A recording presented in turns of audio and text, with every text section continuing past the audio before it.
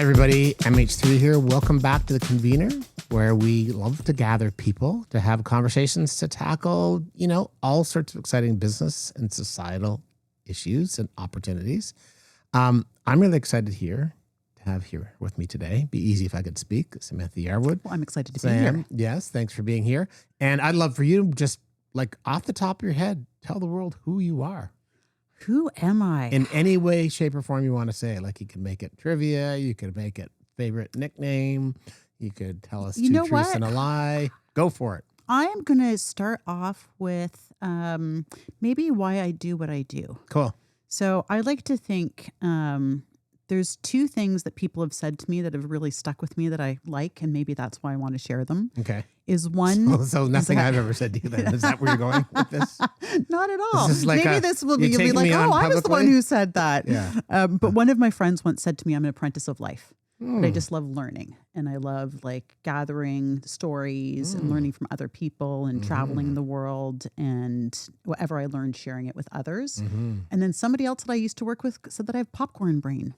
Is that a compliment? I don't know. I think sometimes it might be, and other times there's probably another side to that. Define for our listeners and viewers, what is a popcorn brain? And more importantly, with butter or without butter? Oh, definitely with butter and multiple layers of it. It just can't be simple and one and done. It needs to be complex and layered. Show me your hands. And difficult. Yeah, look at there's butter grease all over. Completely, all over. Okay. That's why I have such good skin. All right. Yeah. Okay, that was the third thing. Okay, popcorn brain. Tell me what it means. It means that just like popcorn, I have a lot of kernels, and as people are talking or experience things, it just starts firing and it just starts popping all over the place. So sometimes I have to take a pause and go back because I have a lot of different things happening at once within my mind. You know what? I think both those are both very much compliments. I actually completely agree with both of them. I probably lean a little more into the apprentice of life because I think you soak up life. But you also are great at sharing. So maybe that's where the popcorn is. I'd actually take the popcorn brain and say, you learn a lot of stuff from life, you put it in a bag, and then you share the bag with people. What a beautiful analogy. Yeah. You can sit there and eat the popcorn while I talk. Yeah, absolutely. Well, we should get some there popcorn. You go. Get some popcorn. Hey, tech team, we need popcorn here on set 7 right away. Shifting gears from popcorn to coffee, you've had a career that's taking you around the world to some big brands, including Starbucks, for example. And then the last few years, you've been working in helping leaders find their purpose and uncovering their problems with THNK. Maybe add to your background just 10 seconds on your career, and then I'm going to ask you a very specific question about working with leaders. Okay. Well, maybe actually being that apprentice of life leads to the journey that I've had. Okay, let's hear it. Is because I think I didn't know what I wanted to do when I grew up. And I probably still don't to a certain extent. Yep. And it's been through experimentation, learning, trying things and seeing what I like. And Starbucks, to be quite honest, was a little bit of an accident. Okay. At the time. What, you spilled a venti cappuccino or something? Or what something sort of along those lines. Yeah. I had started a company with some friends that wasn't going as successfully as we would have liked. All right. And at the same time, I was running a not-for-profit, which was a volleyball tournament that raised money for local charities, and we supported those local charities. And I was sitting on my couch the one day, and I decided that I wasn't going to work on the project any longer that we had started called Social Scene. And as I'm sitting on my couch, I'm realizing, I don't know how I'm going to pay my bill next month. I don't know how I'm going to pay the mortgage. And in that moment, the phone rang, and it was Kevin Small, who was a volunteer at Hope Volleyball. And he said to me, I need a recruiter for 4 weeks. Can you come work for me? And I just said yes. I didn't even ask any questions. Okay. But as I was at Starbucks as a recruiter, I had to get to know the company. And I saw that it had a really strong purpose and values. And I loved the way that the company invested in people's development and also invested in the community. So I joke that I was such a good recruiter, I recruited myself into a role. Amazing. And that really opened up a lot of doors and opportunities. I, traveled the world. I lived in the Netherlands, lived in Switzerland, moved back to the Netherlands, moved back to Canada, had a lot of different roles from strategy and innovation to the head of marketing for EMEA. And then along that journey, I actually realized I was one of those leaders who probably didn't have all the tools they needed. And I ran into some really hard roadblocks where I decided I needed to sharpen my tools. So I ended up taking an executive leadership program at a school called THNK. Okay. And everything that I was learning, I brought back to the organization and shared. I shared it with my team. I shared it with other peers. And as I was doing that, I started to say to myself, I really like this. And it was actually when I decided to move back to Canada, somebody in my team said, oh, are you going to get into leadership development? And I looked at right here and I said, what? He said, you're really good at it and you like it. And it kind of planted the seed. So when I moved back to Canada, I was working in an internal communications role, and we were rolling out a transformation across the business. And part of that was actually helping people see what their values are, what their purpose are, and how that came into play within the organization. And I remember sitting in a room going, I want to do this someday. That's the type of work that I want to do. So I ended up doing an executive master's in change at INSEAD and have continued my journey. And I'm doing my doctorate right now, focused on the impact of leadership development programs. Does that mean I have to call you doctor or not yet? One day. Okay. And I'm going to be a doctor. So you'll have to sing to me, doctor. All right. Well, let me know when you convocate and I can say you're doctor. Yeah. Amazing. So like career-wise, you popcorn around a bit. Geographically, you popcorn around a little bit. With THNK, which by the way, for those who want to look up THNK, there's no I in THNK. There is not. It's THNK.org. THNK.org. There's a little public service announcement we just There we go. slid right in there. Yeah. But tell me real life story of where maybe you're working with a leader, and I'm going to pretend I'm that leader because when I wrote this question, I actually realized it wasn't so far-fetched, but it wasn't like give me help for a friend. But, you know, if you're able to share a real life example of a leader who thinks that their purpose is super clear to them, but it isn't clear to those who are around them. And what do you do in that situation? So I don't know that a leader's purpose needs to be clear to everyone. Okay. So what I've been thinking about is different leaders that I've worked with. And actually my master's thesis was based off of understanding why people choose to have impact. And what was fascinating about it is the leaders that decide to shift their organizations to have societal impact of some sort all have a clear purpose. And then I started to talk to other leaders just in general out of curiosity. Yep. And it amazed me the amount of people that were really clear on why they do what they do, but that maybe the organization doesn't necessarily see it. So to me, a few things I've realized is a purpose doesn't have to be big. It can be small. It can be as simple as my purpose in life is to bring smart people together. Okay. It can also be as simple as I want to be in service of others. Now, then on the other side of that, there's some leaders, as an example, one gentleman that I worked with for quite some time. He was running an athletics company at the time, and his purpose in life was to get people moving. Got it. And the way that manifested was he actually ended up working for a sports company, and he got people moving through running shoes. So I think it manifests in very different ways for different people.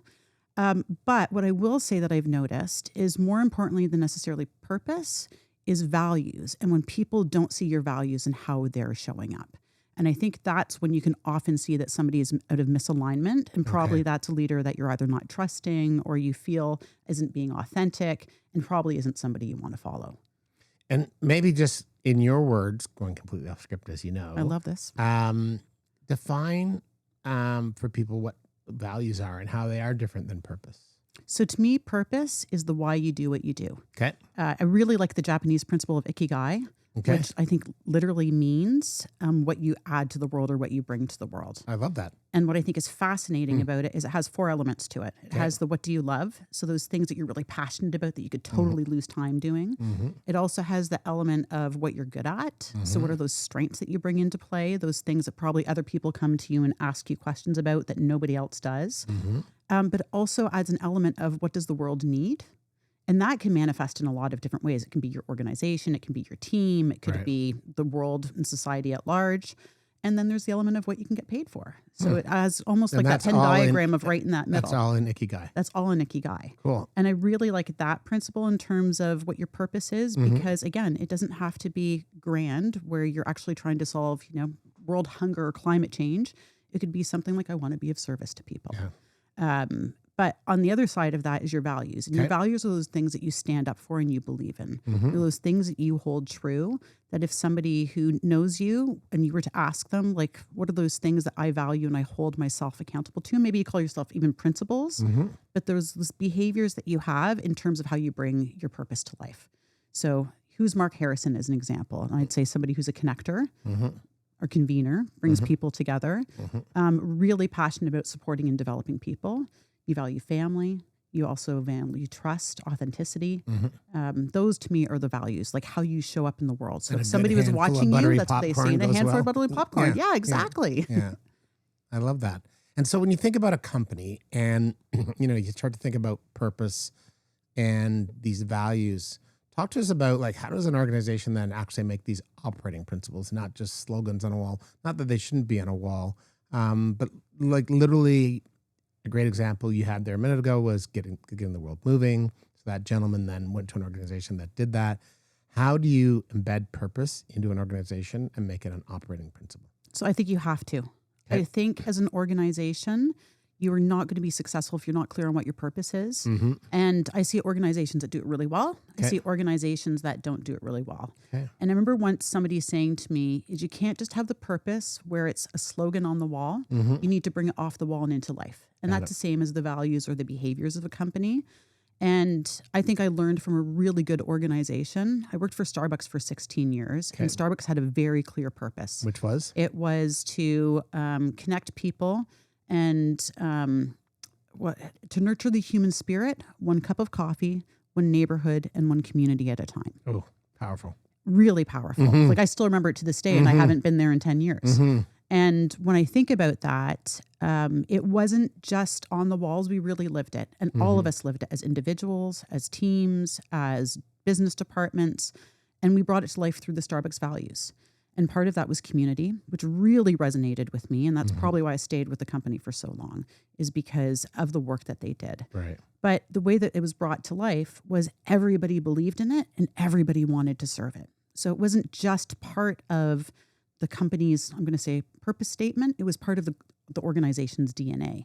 And the way that we all brought it to life, we were actually measured on that. We rewarded and recognized each other on that. And it was something I think we all believed in. And the company, I think, did really well for a long time. Personally, I think the company's lost its way in some ways. Yep. And when you look at when the business was thriving, that's when Starbucks was doing those things the best, when it was standing up for its beliefs, when it was standing up for giving back to the communities, when it was that environment where you could go sit, have a cup of coffee, connect with your neighbor and have conversations. And I do think as the organization scaled, it's lost a little bit of that. Yeah, and when it's you hard to lose your keep. purpose, you actually see that's when business and customer loyalty starts to decline. And to put you on the spot, fast forwarding to today, is there a company out there in the world that you would say you admire the way you think they're living their purpose? Patagonia. Okay. By no, You didn't want me to finish the question. No. You're just like, you're kicking me under the I'm table. like, oh, Patagonia, hit it's the like my jolt favorite button. company. Yeah. Okay. Tell me why. Because if you know the story about Patagonia, Yvon Chouinard, I think is an incredible human being and what he's built, but also literally his purpose in life was to enjoy the things that he likes doing, to protect Earth, Mother Nature. And the story goes that, as a climber, when he was climbing the mountain rock, he noticed a divot in the rock and something that he held so beautiful, which is nature, he was destroying through using the climbing gear. Yeah. And he thought there has to be a better way that we can do this. Right. And he created something that actually didn't damage the environment. So you could still climb and do the things that you love to do. And him and his friends decided to start a company based off what they loved. Right. Nature, making sure they could have fun. So their head office is based in California, where they're close to the ocean and people go surfing, and everything that they believed in and their purpose and their values is brought to life through their company. And if you look at where they've gone to today, they've really shifted from being just a business to actually a business that has evolved the business model. So all the profits go back into the environment and the company, because they believe that it's not just about stakeholders, but it's also about your impact in society. And hasn't he willed the company to a nonprofit trust as well? Yeah, So that's what they've started. They've shifted the company to actually now where all the profits go into a trust, which is run by Patagonia as well. And it all has to do with having a positive impact in the world. So I'm going to put you on the spot. Yeah. The Patagonia story is amazing. The fact that if you own Patagonia gear, you can take it back, get it repaired, get it whatever at any point in time. Why is it, you mentioned the office, HQ in California. Why can't every company do that? Or can they? Or could they? I think every company can. Mm-hmm. And at the same time, a company has to have a desire to want to. Okay. And I personally have a strong belief that all organizations should be looking at how they positively contribute to society. Mm-hmm. But I think there's a reality too. The world that we live in is focused on making money and delivering results. Right. And it's interesting. This actually goes back to your first question around purpose and an individual and bringing their purpose to life within an organization and what happens if it's there or if it isn't there, and if it's aligned or not aligned. And what happens to a lot of us is we end up within these organizations and we're measured on delivering results. Yep. And we're measured on, basically what our gross revenue is at a very high level. And if you look at publicly traded companies, it's the street. Private companies, it's about earning money. Right. And not a lot of time are we thinking about people and planet. And if you see some organizations like Unilever as an example, Paul Pullman a few years ago, the way that he shifted the company, I think is incredible. I assume you've read Net Positive. Yes. Yeah, and 20 times. Yeah, completely. You just gave me a look like that was the dumbest question you've ever asked, Mark. It's okay. But if you think about that, I think most organizations can do that. And what I think is really fascinating, actually, is a few years ago, I was looking at specifically tech companies and small to mid-sized companies. And one of the interesting factors is the companies that were startups or scale-ups that were more successful in the long term, not necessarily in the short term, were the ones that were focused on purpose and people. Okay. And if they got that right at the beginning, they tend to be the ones that stayed around a little bit longer and also had more success in the long term versus those that were focused on the short term. I want to be the next unicorn. Right. And I think that translates into a lot of large businesses as well. I do think with the Unilever situation, I hope, my wish is that as organizations start to maybe feel some financial pressures, or as the world's changing, they'll start to ask themselves, what is our role to broader society, like Unilever did? We can do more. Yeah, we can do more. You love working with high performance teams. That's your jam. Purpose is obviously a big part of that. I'd love for you to maybe share a real life example where you've worked with a team, where you've helped them kind of, make that transition, get aligned on the purpose. How does that look? And, how do they then maybe even change the way they're making decisions or making choices? Because that comment you just made at the end is all about making choices. So, love for you to kind of share with us, some real life high performing team example. Yeah. And there's 3 examples that pop to mind for me. But let me share with you the one that I went into a team where there was a perception from the leader that he had a really clear vision and that everybody in the team was on board with his vision. Okay. And he felt there was 2 people in the team that might not be on board, and they were the ones who were, let's call them the troublemakers. And my first session with the team, what I started to realize was, one, they didn't all have the same understanding of what they thought the vision or the purpose of that team was.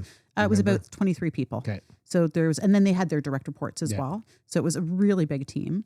But when I asked each of them to articulate what their purpose of the team was, they all said something different. And I'm not talking like little nuances in terms of 1 or 2 words where you're like, okay, that's kind of the same thing. I'm talking like completely different views. Like Susan was like, let's get people moving. And Ted was like, let's get people popping and let's get somebody else sitting down. And somebody else is like, let's not even invite them to the party. I mean, it was that. It's all over the map. All over the map.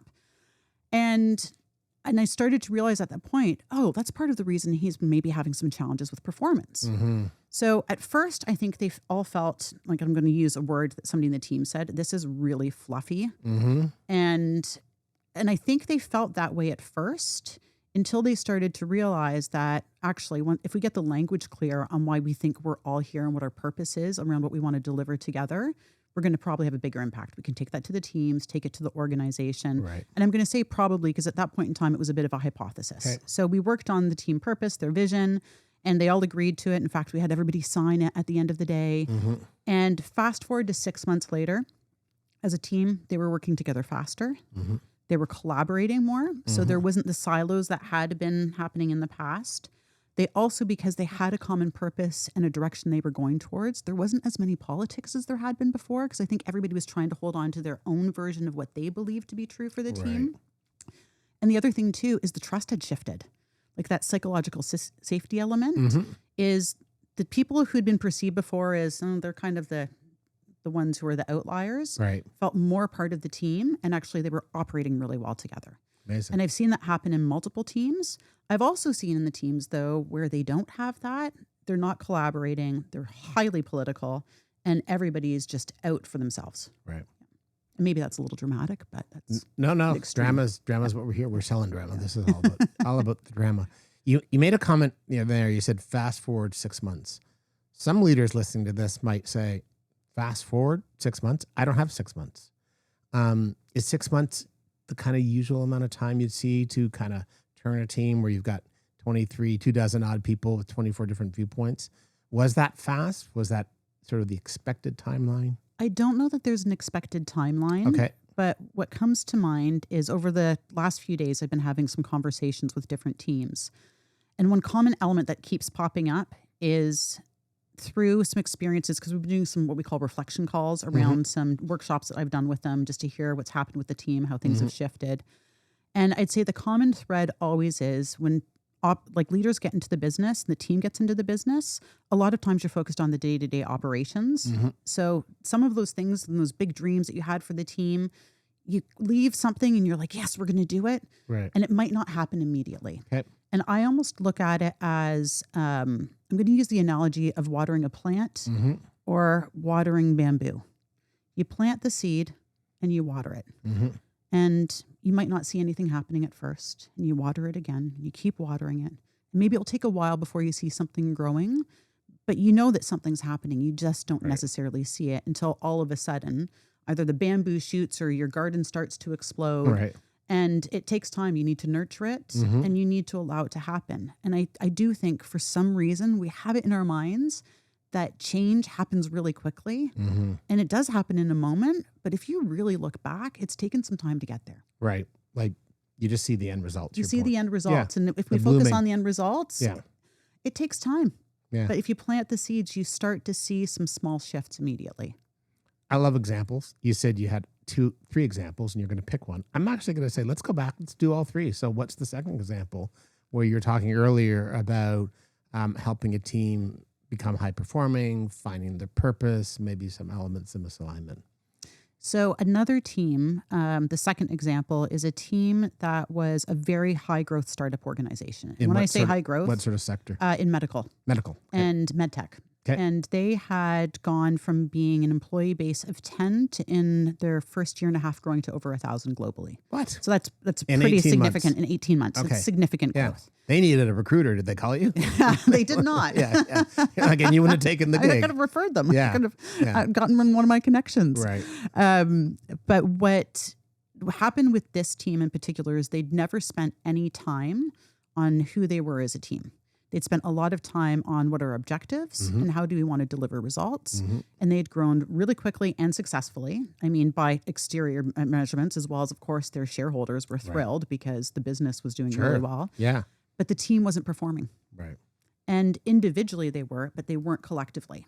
And their leader believed that if they could actually focus as a team and work better together, then they could have a bit better impact and they could probably be growing even faster than they already were.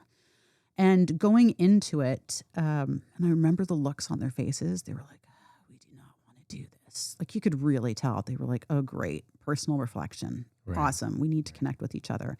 And there was one person in particular who was quite vocal about, I don't want to share anything personal. Work is work. And I don't need to share what my values are or what my purpose is or any of that. And fast forward to, I think it was the next month when we got back together, she came up to me and she said, I did some research. And I'd like to tell you that it's not just, that fluffy stuff. There's actually real evidence that shows that if teams understand their values, they understand their purpose, they work together, they actually have a bigger impact. She's like, I'm in for the bigger impact. I want to see results. And I was like, okay. So she then became kind of the one who was influencing the rest of the group. Right. And I'd say if you fast forward to, again, you have to look forward because in those moments, you can feel that the teams had a moment of, we feel really good about what we're going to do together, who we are as a team, what our vision is, how we're going to bring that vision to life, like our ways of operating.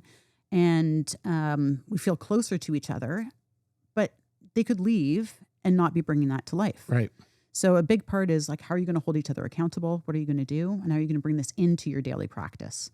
And they had really clear direction around how they were going to do that. But you still never know. You get bogged down by the business. At the time, they were high growth, but they were also having some potential challenges with some big contracts with providers in the US and especially governments. And they were at a point where they're like, we don't know if we're going to be able to grow any further. But they did have some challenges. But by having the purpose and the aligned vision together, that actually helped them in those moments because they could go back to, this is what we're here to do. Right. So let's ignore the noise in the background and let's focus on what we're trying to achieve together. Just makes decision making a lot easier. It makes it a lot easier All because right. in those tough times, you know what you need to do. Yeah. Example number 3, pretty Example please. number 3. Yes. So I am just like working your memory. And I know. those And I'm batteries like, hard. it's like you know. 3 examples. Yeah, And the third yeah. example was actually a leader who came in it was with an organization that we'd done several, they were going through a culture change. Yep. And we had done cultural workshops with every team within the organization. And there was one team. Again, sector, kind of how big are we talking about here? The sector is construction. Okay. And from a size of organization perspective, I think they were 400,000 people. So really large Sorry, was organization. this a city global. or a company? It was a company. Okay. I mean, Right. We're going to do that's the a whole entire other city. topic because companies are becoming larger than countries, but that's a whole other topic. No, absolutely. Yeah. Yeah. Like I think Elon Musk is going to be worth more than all of Canada soon. but Completely. that's And if you another look at like Apple and you Right. look at like the really big companies like Amazon, meeting. they actually have they make more money than most countries actually have. Yeah. So Yeah. especially smaller countries, Yeah. right? So when you think about that, it's even more important that organizations have societal impact. But anyways, back to this organization. 400,000 so employees. 400,000 employees. We did global journeys with different teams. And their one team, they had gone through a journey, but they had a brand new leader come in. Okay. And what I thought was really From the outside or an internal? no, from the outside, Okay. because they felt like they needed to do something different. And Okay. it was a really important area of the business that hadn't really changed a lot Okay. in the last few They years. want to shake it up. And they really wanted to shake it up, and they wanted to make sure that they were able to think in different ways, to approach solutions in different. Basically, it was the tech team, Yep. and the tech team had done things in a very traditional way, and what they were doing was working, but they weren't challenging themselves to leapfrog into digital, into AI, etc. So this leader came in, and I think the team felt that it was working well. If you talk to every individual in the team, they would say that they were a well-performing team. Yeah. I'm not saying great, but a well-performing team. Yeah. And this leader came in and he had a really strong belief that as a leader, you need to have a clear purpose. And as a team, you need to have a clear purpose. Mm-hmm. So what we ended up doing with him is everybody came into the workshop prepared with what's my purpose and what are my values. Mm-hmm. And they actually use those individual ones to then create their team's purpose and values. And I thought that was a really interesting approach. Rather than it being about the organization, Sure. it was about the people and the people bringing themselves into it. And there was a little bit of turnover in the team, but there's still, this is 2 years later, they're still working really well together. And they have done things really differently than they did in the past. They've really taken on that new perspective because I think there's a lot of safety there. Mm-hmm. So they feel like they can take risk and try things. Yeah, and it's interesting because I think a lot of times the best values do come from the employees and not necessarily top down or a values committee. Completely. Yeah. What's super interesting is there's an organization called Brands with Values, Mm-hmm. and they study actually values within organizations. Brands with values. Yes. Okay. It's based in the UK. Any- Adrian Walcott, amazing. Okay. Any letters missing in it, or if people Google There's no, brands with- if you Google it, you'll find it. Okay, got it. But what I think is interesting about their work is they realized a few years ago that organizations might have purpose and they might have values, but that doesn't mean, to our earlier point, that they're coming off of the wall and into the halls. Okay. And what they did is they started to study organizations at the organizational level, but then also at the individual level. Mm-hmm. And a lot of times, if you're not bringing your values and your purpose into real life experiences every day and living it as an organization, then the individuals in the organization will shape what your values and your purpose are. Right. Because they're going to bring that in. Yeah. And most organizations, like people, attract like people. So you might actually have an unconscious purpose or an unconscious values that you're not even aware of. Right. It's related but unrelated. I don't know why I thought of the story, but you know Canva? Do you use Canva? Yes, of course, So I love yeah. Canva. And it's interesting. I was listening to one of the leaders from Canva talk last year about how when they decided to go corporate and they started calling companies and companies like, oh, you know what? We've got brand guidelines. People are doing, they follow whatever. And then Canva would say, of your 10,000 employees, 6,000 are using Canva. And let me show you some of the work they're producing. So it was different, but the same in that, to your point, Completely, if you yes. don't actually articulate, like, these are the 4 boxes you need to follow. This is our brand guidelines. To your point, you're talking brand values. It's vital. And there's just on that, there's 4 elements that need to happen. Okay. One, the leaders in the organization need to be role modeling. Okay. So they need to be bringing your purpose and your values to life. Mm-hmm. They also, there needs to be some way that people see themselves in it. And if they don't, that they have this belief that they can develop into it. Okay. So maybe it's aspirational, but there's the support there to either learn, to be able to grow, to have that growth mindset. The third element that needs to be there is there has to be some sort of way of having I'm going to say a mechanism to report back on what the successes are. So when people are doing those things well, they get recognized for it. But Yep. also, if they're not doing something well, there's a way to learn from that. And then the fourth piece is that people, like, they own it themselves, where they feel this is really part of my DNA too. Amazing. Love it. So last question. Somebody says to you, look, Sam, we need your help. We've got a cynical leader. They don't really believe in purpose. Like, we've got a purpose statement. It's stuck in their drawer. I don't know who has drawers anymore, but you know what I mean? Their digital drawer. If you were to say to that leader, pretend it's me, like, what would be the one question you would tell me to go away and ask myself to say, do we really have a purpose? Are we following it? Yeah, Or is it I'd just a say to you, sentence? Mark, open your drawer. What's in Yeah. your drawer? Yeah. What does it say? Yeah. And where do you see that in the organization? Where do you see that in the team? Mm-hmm. Where do you see that in yourself? Mm-hmm. How's it showing up? Mm-hmm. And also, I'd ask you, when's the last time that something was in conflict of that, and what did you do? I love that. Because that's, I think, probably the most challenging part, Yeah. is in those moments where you're going to have friction, where something is going to go against it. How do you show up? Do you stand up for your purpose and your values, or do you shy away from it? Love it. Love it. Before I say thank you, I'm going to say thank you twice. Where can people find you? You can find me on LinkedIn, Samantha Yarwood, and that's probably the best place to find me. And And you can also find me in Toronto and what other countries? yes, or traveling around the world. This year, what countries have you been in? This is I'm going to cheat last question. Ooh, this year. Rattle them off. And if you go back in 25 a little bit, nobody's going to call you out on it because it's not on your LinkedIn. Japan, Saint Martin, Martin, Austria, Malta, the Netherlands, the U.S. a few times, Canada, obviously.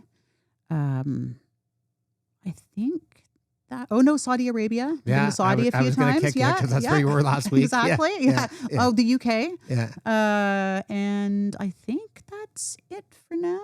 But yeah. Well, listen, you and I met in Austria. We Even though did. we're both from Toronto, I'm so Loved grateful it. that we Me too. met because you've become a big inspiration in my life. And I think people should reach out to Sam to find out more. I just want to thank you for being part of the Convenor. And Thank you for having one of the me. reasons we're actually doing this podcast, which is a longer story, is something that you instigated in my life. So grateful to you and grateful for everybody listening and watching today. Thank you. And reach out to Sam. It's nice to be here. Thank you for having me. Great.